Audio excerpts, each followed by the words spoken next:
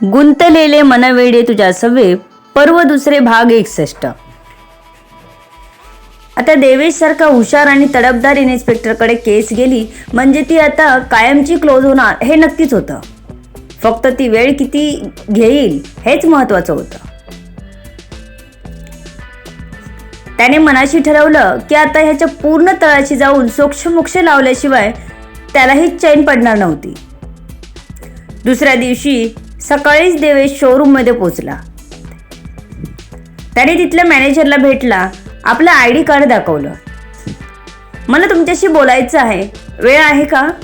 थोडं अर्जंट आहे, देवेश बोलला. हो सर, या तुम्ही. चहा कॉफी काही घेणार का? शोरूमच्या मॅनेजरने विचारलं. नको, काही नको. मला फक्त ह्या संदर्भात काही माहिती मिळते का ते बघायचं होतं. त्याने स्वतःकडचे फुटेज दाखवत विचारलं. इन्स्पेक्टर साहेब आले म्हटल्यावर मॅनेजरने लगेच मान्य केलं. त्याने लगेच आपल्या स्टाफला बोलावलं आणि देवेशला हवे असलेले आपल्याकडचे CCTV फुटेज त्याने त्याच्या समोर दाखवले. हे बघा सर, तुम्ही जो माणूस दाखवला आहे तो साधारण 8:07 आमच्या शोरूममध्ये आला आहे बघा. त्यानंतर त्याने एक कोट खरेदी केला आणि तो इथून 8:20 तो निघून गेला आहे बाहेर. त्याने पूर्ण स्क्रीन त्याच्याकडे पकडत सांगितलं. तसं देवेशने पुढे काहीतरी मनात प्लॅन्स बनवायला सुरुवात केली. त्याला आता सुजयला सोडायचं नव्हतं. हा खेळच त्याला आता संपवायचा होता. हॉस्पिटलमध्ये येऊन त्याच्या नाकावर टिचून जातो म्हणजे काय? स्वतःला तो समजतो तरी काय?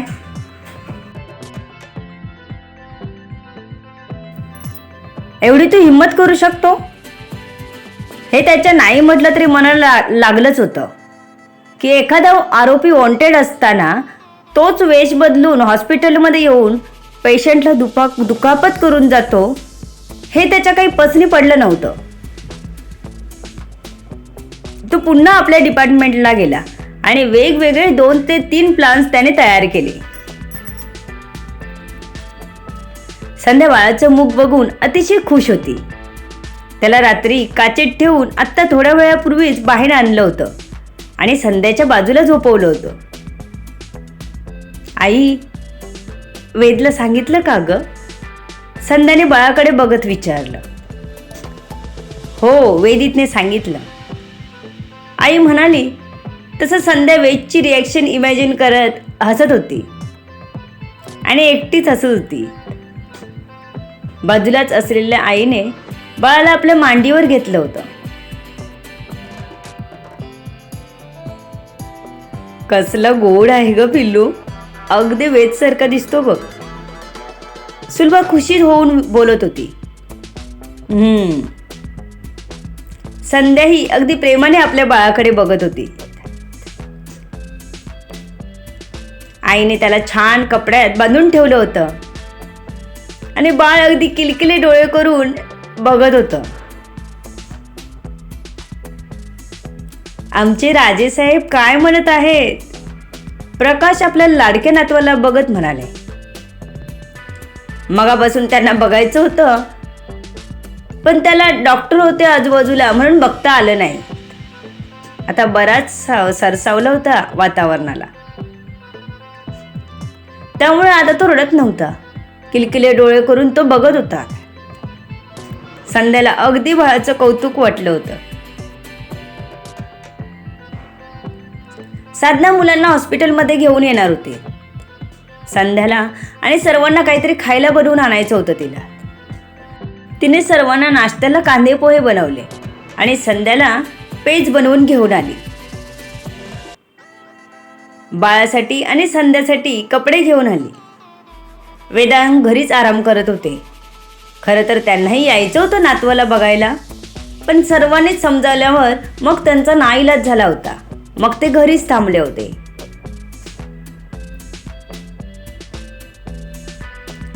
आल्या आल्या बाळाला हातात घेऊन साधना ही खुश झाली.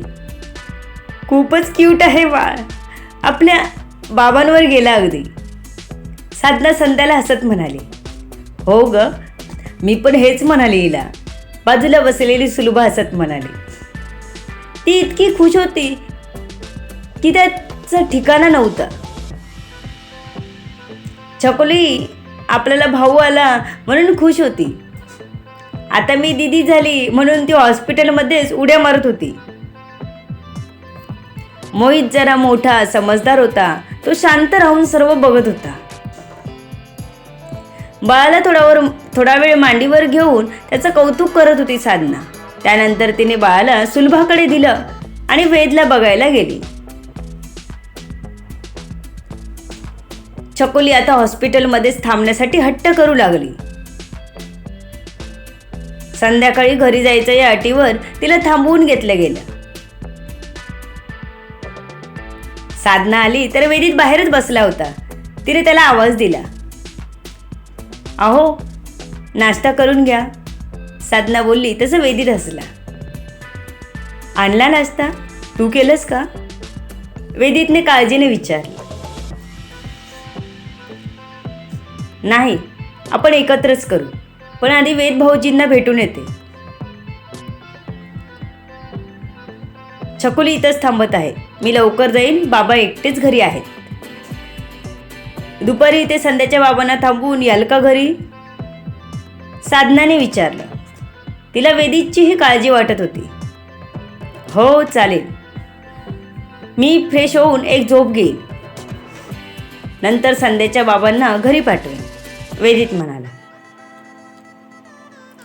चालेल, ते दोघं कालपासून आहेत इथे. साधना असं म्हणून वेदला बघायला गेली. भाऊजी कसं वाटतंय? साधना वेदला बघून म्हणाले. आता बरं आहे, वेद बोलला. खायला सांगितलं का तुम्हाला? साधनाने विचारलं. हो, आत्ताच बोलले डॉक्टर, हलका आहार चालेल म्हणून. हलका आहार घेऊ शकतो, वेद बोलला.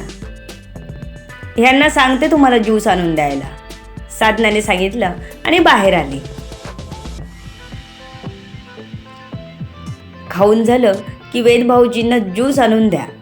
दुपारी मी जेवणासोबत त्यांच्यासाठी हलकं खायला पाठवून देते,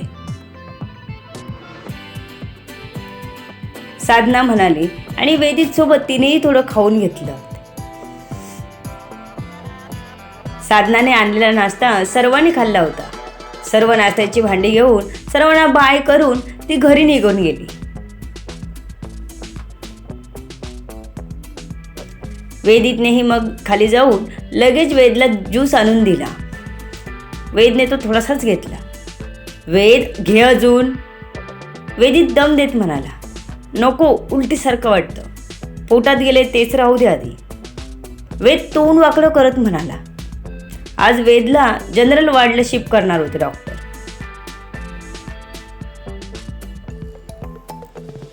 इकडे सुजयला त्याच्या खबऱ्याने माहिती दिली की त्याला शोधायला पोलीस इन्स्पेक्टर शोरूममधून घेऊन गेले आहेत. हे ऐकताच सुजयला घाम फुटला, कारण वेश बदलून सहज कोणी त्याच्यापर्यंत पोहोचणं अशक्य असताना शोरूमपर्यंत पोलीस येणं म्हणजे त्याच्या जवळच येण्यासारखं होतं. म्हणजे त्याचं रूप बदलणं कळलं होतं, तेही अगदी कमी वेळात. आता त्याला तिथून पळणंच योग्य होतं. कोण एवढा फास्ट सर्व्हिसवाला आला आहे जो मी जातो तिथे लगेच हजर होतो?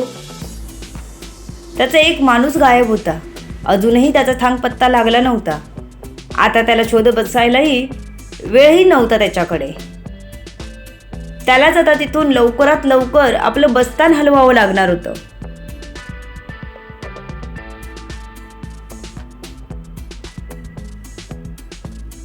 तो आपल्या पुढच्या प्लॅनचा विचार करत होता. आता पोलिसांना चकवा देणं महागात पडू शकतं हे त्याच्या लक्षात आलं आणि तो रोहितला म्हणाला,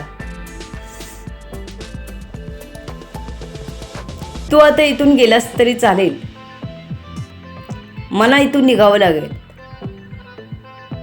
पोलिसांनी जरी पकडलं तरी तोंड नाही उघडायचं. नाहीतर जिवंत राहणार नाहीस. मी राहुललाही संपवायला मागे पुढे पाहिलं नाही, तेव्हा माझ्याशी पंगा घ्यायचा नाही. सुजय रोहितला आपल्या थंड आवाजात म्हणाला. बिचारा रोहित डोक्यावर जमा झालेला घाम पुसत होता, कारण त्याने आत्ताच ऐकलं होतं सुजयच्या तोंडून की त्याने राहुलला संपवलं होतं. नाही म्हटलं तरी राहुल त्याच्या विश्वासावर आला होता. त्याला यातलं नीट काही माहितीही नव्हतं. हा विश्वासघात होता, राहुल सोबतही आणि रोहित सोबतही. ज्याला मित्र बनून इतके दिवस सावलीसारखं सोबत दिली, जीवाची पर्वा केली नाही, तो सर्प निघाला होता त्याला आणि राहुलला डसणारा. रोहित काहीच बोलला नाही, पण मनातून खूप वाईट वाटलं त्याला. राहुलला आपण कधीच भेटणार नाही याची मनाला कायम खंत राहणार होती. तो अस्वस्थ मनाने कुठे जावं या विचारात हरवला होता. रोहित, मी चाललो, तूही लवकर निघ, नाहीतर पोलीस पकडतील, सुजय म्हणाला आणि तिथून निघूनही गेला. Strange, very strange. रोहितची काहीच व्यवस्था न करता, काही कॉन्टॅक्ट करायला न ठेवता तो तिथून निघून गेला होता. काय करू? मी स्वतः पोलिसांना भेटू का? रोहितचं मन आता वेगळ्याच विचारात नेत होतं त्याला, की त्याला दारावर टकटक ऐकू आली. कोण असेल? पोलीस पोचतील का एवढ्या लवकर त्या जागेवर? पाहूया काय होतंय पुढच्या भागात. लेखिका शब्दविधी उर्फ संतोषी राणे पाताडे. धन्यवाद.